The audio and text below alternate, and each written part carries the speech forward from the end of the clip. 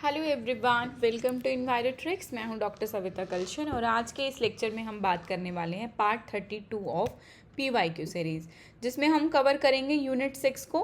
तो चलिए देखते हैं क्वेश्चन नंबर 121।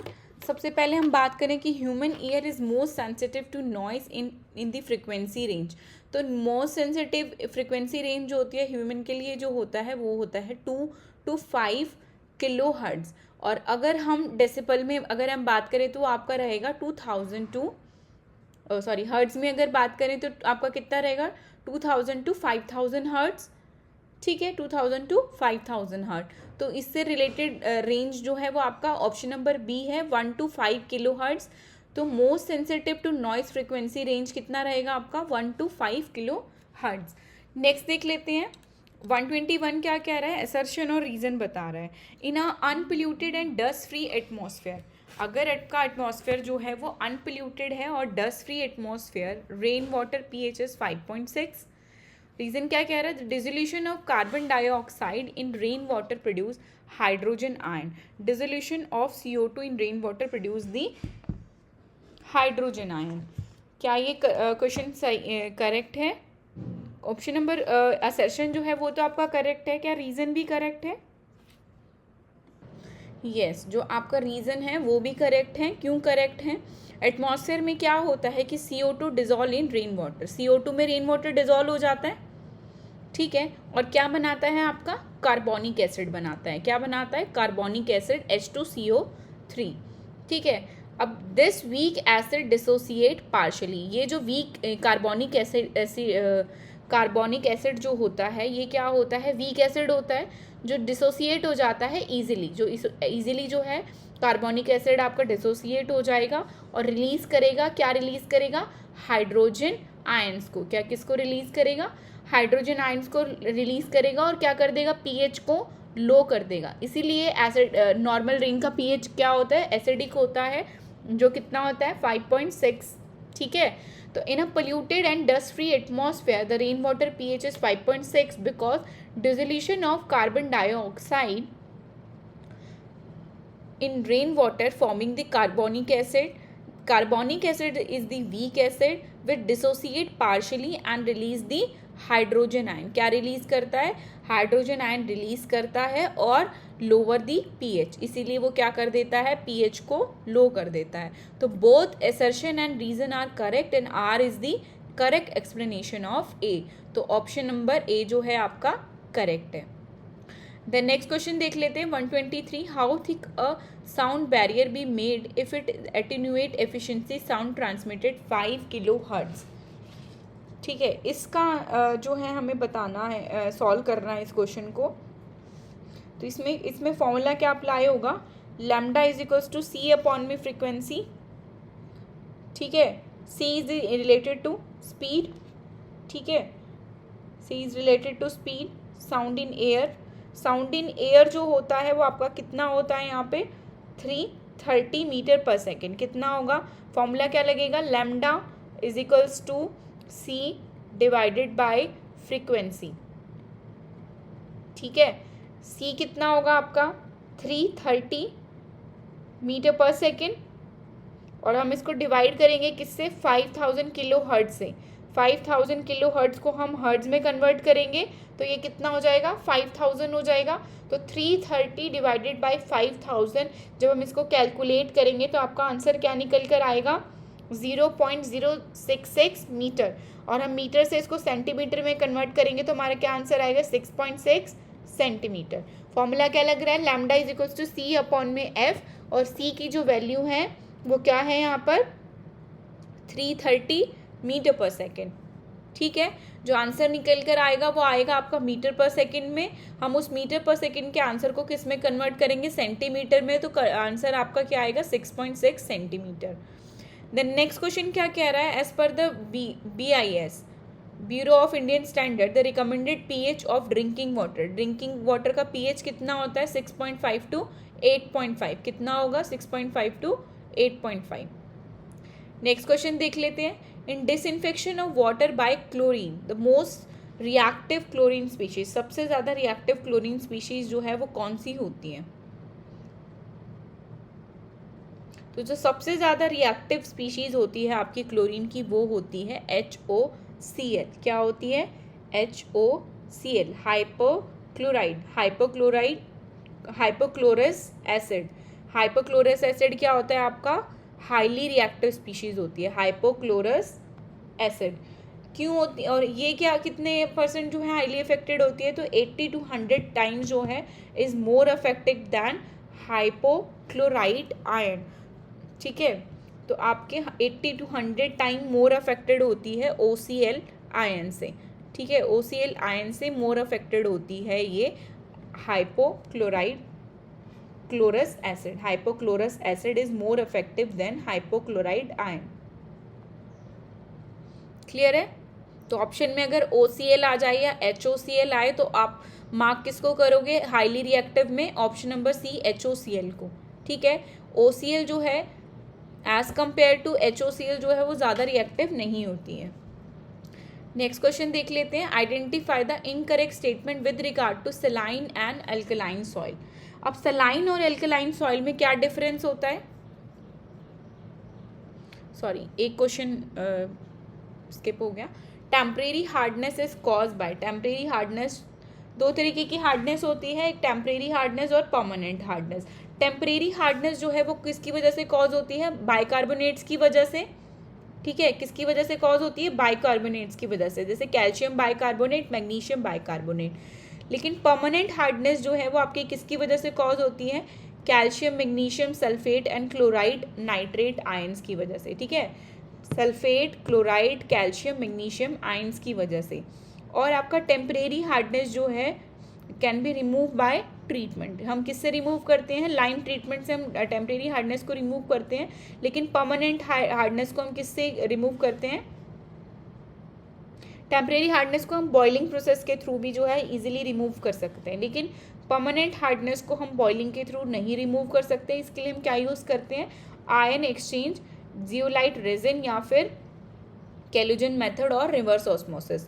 तो आरओ की हेल्प से, आयन एक्सचेंज मेथड से या जियोलाइट रेजिन का यूज़ करके हम क्या रिमूव करते हैं? परमानेंट हार्डनेस को। परमानेंट हार्डनेस किसकी वजह से कॉज होती है? सल्फेट, क्लोराइड, नाइट्रेट आयंस की वजह से। सल्फेट, क्लोराइड, नाइट्रेट आयंस की वजह से। ठीक है, जो अनदर आपको ऑप्शंस दे रखे हैं, calcium sulphate, magnesium sulphate, magnesium chloride, all these are example of permanent hardness. ठीक है, लेकिन आपका टेम्परेरी हार्डनेस का एग्जाम्पल क्या है? Magnesium carbonate. बाइकार्बोनेट्स की वजह से क्या कॉज होती है? आपकी टेम्परेरी हार्डनेस कॉज होती है। तो आपका करेक्ट आंसर क्या है? Magnesium carbonate. क्लियर है? और टेम्परेरी हार्डनेस को हम बॉइलिंग प्रोसेस और लाइम प्रोसेस के थ्रू रिमूव कर सकते हैं, लेकिन परमानेंट हार्डनेस को हम सिर्फ और सिर्फ रिमूव करते हैं reverse osmosis, ion exchange, zeolite method के थ्रू। क्लियर है?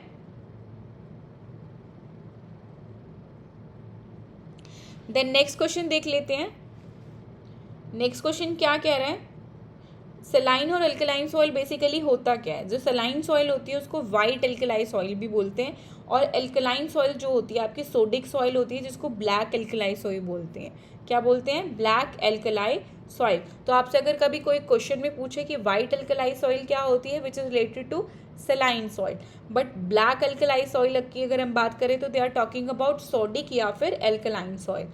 और मेन सॉल्ट्स की अगर मैं बात करूँ तो सलाइन सॉइल में आपके न्यूट्रल सॉल्युबल सॉल्ट प्रेजेंट होते हैं। क्या प्रेजेंट होते हैं? न्यूट्रल सॉल्युबल सॉल्ट, जिसमें आता है आपका NaCl, Na2SO4, calcium chloride, magnesium chloride और मैग्नीशियम सल्फेट। लेकिन एल्कलाइन सॉइल में क्या प्रेजेंट होता है आपका? Sodium carbonate. क्या प्रेजेंट होता है? Sodium carbonate, sodium bicarbonate. ठीक है, पीएच की अगर हम बात करें तो सलाइन सॉइल का पीएच जो है वो क्या होता है? लेस देन 8.5, लेकिन एल्कलाइन सॉइल का पीएच क्या होता है? Greater than 8.5 up to 10.5। Electrical conductivity आपकी सलाइन सॉइल में हाई होती है as compare to alkaline soil.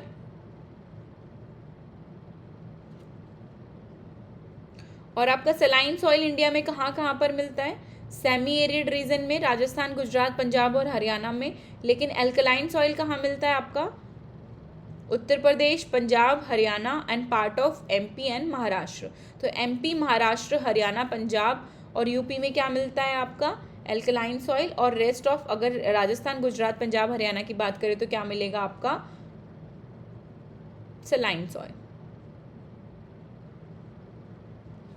Question क्या कह रहा है, identify the incorrect statement saline and alkaline soil के बारे में। दी show the white institution of salt, calcium, magnesium, sodic in soil interference. White colour का एक सॉल्ट जमा कर देता है ये ठीक है। द सॉइल आर इनफर्टाइल, ये क्या होती है इनफर्टाइल सॉइल जो है वो कॉज कर देती है। The soil are poor in drainage, poor in drainage रहता है आपका, ये भी ठीक है। These soil are previous, this statement is incorrect. तो इनकरेक्ट पूछा था ना। देन नेक्स्ट क्वेश्चन देख लेते हैं, क्वेश्चन नंबर 128।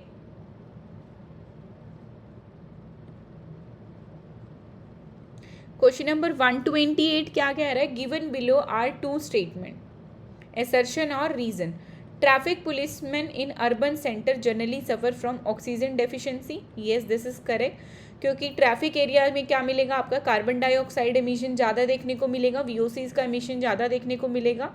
रीज़न अगर क्या कह रहा है, carbon dioxide form a very strong complex with haemoglobin, ये भी करेक्ट है, लेकिन this is not the correct explanation. Reason जो है वो करेक्ट नहीं है, ठीक है, रीज़न क्या है वो करेक्ट नहीं है। तो आंसर क्या होगा इसका, both A and R correct but R is not the correct explanation of A.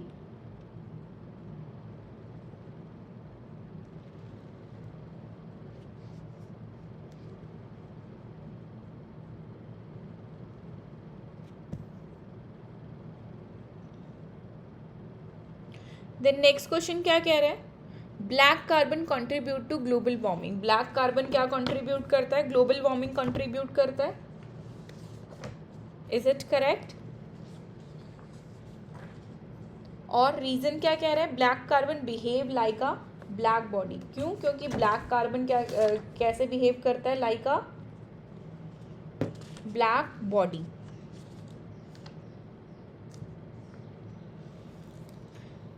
तो ब्लैक कार्बन जो है वो ज़्यादा से ज़्यादा हीट को ट्रैप कर लेता है और क्या कॉज करता है, ग्लोबल वार्मिंग। और black carbon behave like a black body, जिसमें आपकी हीट जो है वो ज़्यादा से ज़्यादा एब्जॉर्ब होती है। तो both A and R are correct and R is the correct explanation of A, ठीक है, R is the correct explanation of A. Next video में जो है, आज के लिए इतना ही। नेक्स्ट वीडियो में हम 10 क्वेश्चंस और कवर करेंगे related to air pollution, and इसके बाद हम आपके क्वेश्चन आंसर सीरीज स्टार्ट करेंगे यूनिट 3 के लिए, क्योंकि यूनिट 3 की जो थ्योरी लेक्चर्स है वो मैं कवर कर रही हूँ साथ साथ, और ऑलमोस्ट जो मेजर आपके लेक्चर्स हैं वो कवर हो चुके हैं। तो आप उन लेक्चर्स को प्रेफर कर सकते हैं टू सॉल्व दी MCQs, ठीक है। तो अब नेक्स्ट वीडियो में हम 10 क्वेश्चंस और कवर करेंगे रिलेटेड टू एयर पोल्यूशन। उसके बाद हम जो है कवर करेंगे यूनिट 3 से related questions, unit 3 which is related to environmental biology. और जब इन्वायरमेंटल बायोलॉजी के साथ साथ हम एक और lecture series PYQ series start करेंगे, उसमें हम कवर करेंगे आपका सॉलिड वेस्ट मैनेजमेंट, ठीक है। सॉलिड वेस्ट मैनेजमेंट से रिलेटेड जो थ्योरीज होंगी वो साथ के साथ मैं आपसे डिस्कस करते रहूँगी। तो आपकी अभी तक जो है वो एक यूनिट 6 कवर हो गया। यूनिट 6 के साथ साथ आपका यूनिट 3 भी कवर हो जाएगा, और यूनिट 3 के पैरेलली हम जो है वो यूनिट आपका सॉलिड वेस्ट मैनेजमेंट वाला यूनिट भी लेकर चलेंगे। और जब सॉलिड वेस्ट कंप्लीट हो जाएगा तो सॉलिड वेस्ट के बाद हम कवर करेंगे आपका EIA वाला यूनिट, ठीक है। तो इससे क्या होगा कि पैरेलली जो है हमारे पास टाइम बहुत कम है, तो पैरेलली जो है आपका PYQ सीरीज़ भी कवर हो जाएगा और रिलेटेड थ्योरीज भी कवर हो जाएंगी। और अगर आपको कुछ इन्फॉर्मेशन चाहिए, जो शॉर्ट वीडियोस वगैरह आप मेरी प्रेफर कर सकते हो, जिसमें रिलेटेड जो है आपको MCQs सॉल्व करने के लिए आपको थ्योरीज जो है, डाटा जो है आप देख सकते हो वहाँ से। तो इंस्टाग्राम चैनल को आप मेरे फॉलो कर सकते हैं for the more information. And thank you so much. Please like, share and subscribe and comment ज़रूर करें। Thank you so much.